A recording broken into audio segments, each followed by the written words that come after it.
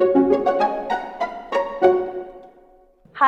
I'm Chua Jiaxu, Senior Physiotherapist in IJN.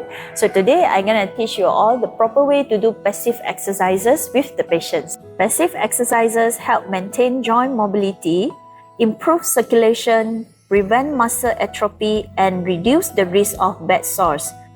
Before starting, ensure the patient's vital signs are stable.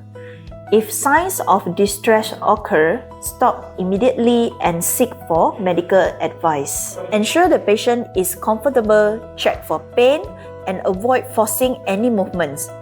Stop immediately if the patient experiences discomfort, excessive fatigue, dizziness, or distress. Encourage the patient to take deep breath before starting. Inhale through the nose, hold for 3 seconds, and exhale slowly. If the patient is drowsy or unresponsive, skip this step. Gently lift the patient's arm upward and downwards. Next, move the arm sideways in and out. Be careful to avoid excessive stretching in post-surgical patients. Support the arms at elbow and wrist.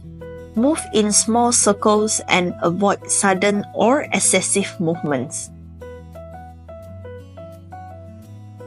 Move the thumb forward and backward. Next, move the thumb out to the side and back in.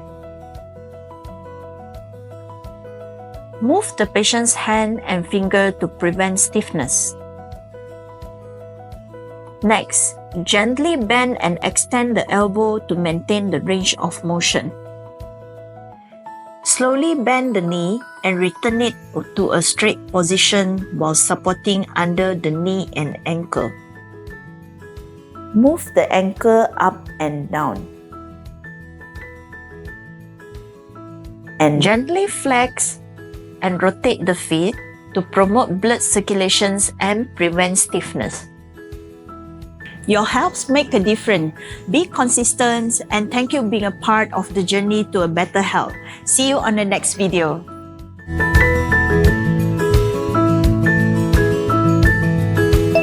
If the patient is drowsy or unresponsive, skip this step. See you in the next video. Peliknya sekejap